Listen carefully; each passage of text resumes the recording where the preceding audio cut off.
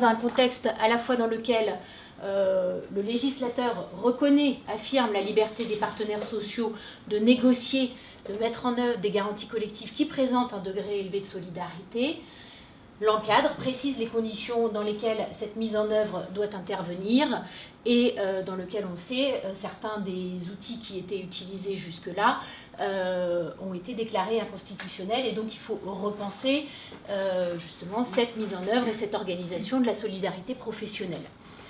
Donc le grand 4 de l'article L 912.1 précisait que les accords peuvent prévoir que certaines des prestations nécessitant la prise en compte d'éléments relatifs à la situation des salariés ou sans lien direct avec le contrat de travail les liant à leur employeur sont financées et gérées de façon mutualisée selon des modalités fixées par décret en Conseil d'État. Et le décret a enfin été publié, c'est donc le décret du 9 février.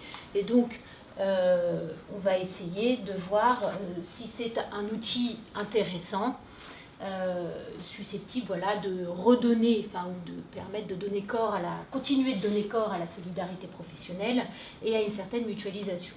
Donc le décret, il est ici. Il est au fond assez bref et on va voir, il laisse alors à la fois pas mal de questions, mais du coup aussi pas mal de liberté. Dans le fonds, qui mettons? Des prestations. Ce fonds va permettre de financer des prestations qu'on va mutualiser. Le fonds, les prestations comprennent au moins action sociale ou prévention. C'est un ou, je peux avoir juste l'un des deux. Un peu dommage. Hein. Moi, je ne connais pas bien. Voilà. Donc voilà. Donc il doit y avoir au moins ça dans le fond. Et donc, vous le savez, le degré de solidarité et les prestations non contributives telles qu'elles sont définies par l'article L 912.1 et ses textes d'application R 912.1, etc. Prise en charge de la cotisation de certaines catégories de salariés, action sociale, prévention. Donc vous voyez là déjà qu'on n'est pas obligé de tout mutualiser. Ça laisse une liberté d'organisation. On peut décider éventuellement ce qui relèverait de l'entreprise, à charge pour elle de l'organiser avec son propre organisme assureur et de ce qu'on va mutualiser au niveau de la branche. Alors si on parle financement, là on commence à aborder les questions qui fâchent. Qu'est-ce que c'est que cette cotisation? Quel est le traitement social? Alors quand on lit l'article L 912.1, on comprend que les choses sont indissociables. C'est indissociable. C'est les garanties collectives qui présentent un degré élevé de solidarité. Donc je ne devrais pas avoir à distinguer ce qui relève de la solidarité, de ce qui relève de l'assurance. À la lecture de l'article L 912.1, on comprend que c'est un tout. Donc si c'est indissociable, voire si c'est accessoire, est-ce que ça suit le même traitement? Donc traitement social de la contribution patronale, exonération sous plafond, donc j'en tiens compte dans les calculs de mes plafonds, exonération sous plafond de cotisation sociale, mais ça veut dire aussi CSG, CRDS et forfait social. Donc c'est vrai que sur ces cotisations de solidarité qui ne sont pas très élevées, ça peut faire un petit peu important d'avoir dessus CSG, CRDS et forfait social.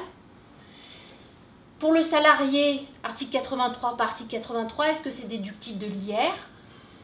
Et puis, surtout fiscalement, quel est le traitement fiscal de cette cotisation, enfin fiscalement au niveau taxe? Est-ce que ça rentre dans le champ d'application de la taxe sur les conventions d'assurance ou de la TSA si on est sur de la santé? Quitte à ce que ce soit exonéré, hein, bien sûr, si on est sur la prévoyance. Ou est-ce que ça rentre dans le champ d'application de la TVA? Là aussi, quitte à ce que ce soit exonéré. Voilà, donc des questions, évidemment, qu'il faut anticiper lorsque on est dans la mise en œuvre de ces dispositifs. Et ça nous conduit aussi à qui gère. Alors, on parle d'un fonds. Un fonds, qu'est-ce que c'est qu'un fonds? Juridiquement, ça n'est pas quelque chose de défini. On peut penser patrimoine d'affectation, des sommes identifiées, des prestations qui vont financer des prestations. Après, la pratique connaît, il y a des fonds, voilà. Mais ce n'est pas quelque chose qui soit très cadré et identifié. Et ensuite, évidemment, la question de qui gère. Qui gère? Alors, est-ce que c'est forcément l'organisme recommandé? Non. Est-ce que même c'est forcément un organisme assureur? Non. Ça pourrait tout à fait être une association paritaire, créée à cet effet ou pas. Rien n'impose l'organisme assureur. On peut même se demander d'ailleurs à quel titre un organisme assureur peut gérer ce fonds. Alors, si c'est l'organisme assureur recommandé, qu'il gère ça en accessoire de la prestation d'assurance qu'il met en œuvre, ne me dérange pas, même si évidemment, là, on a une gestion qui intervient au bénéfice de personnes qui ne sont pas les membres, les assurés de l'assureur, puisqu'on va être au-delà, puisque ça cible toute la branche. Ensuite, il faut organiser le fonctionnement. Donc, qui va appeler les cotisations, comment est-ce qu'on va aller les chercher, qui contrôle, qui va verser les prestations, quels sont les moyens pour agir.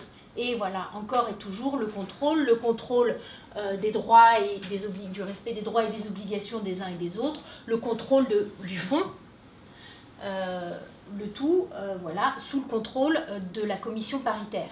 Et si on en revient sur le texte, sur qui gère, ça n'est en tout cas pas la commission paritaire, puisque le décret précise, le quatrièmement, qu'il y a un gestionnaire qui est chargé du pilotage par la commission paritaire.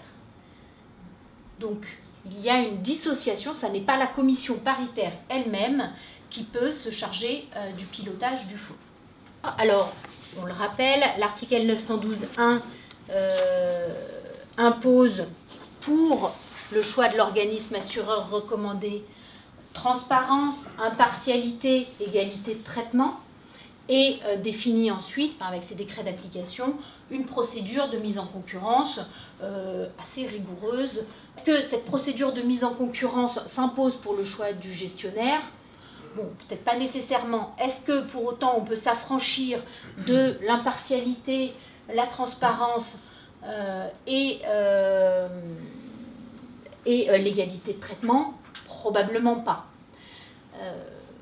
Donc il faudra à tout le moins peut-être procéder à une certaine mise en concurrence, à tout le moins à définir, à tout le moins en tout cas justifier des raisons du choix, de ce qui a conduit au choix de tel ou tel gestionnaire, étant précisé évidemment que si c'est l'organisme assureur recommandé, la mise en concurrence, elle est faite à l'occasion de la mise en concurrence du choix de l'organisme assureur recommandé. Donc là, j'ai bien une mise en concurrence dans les conditions.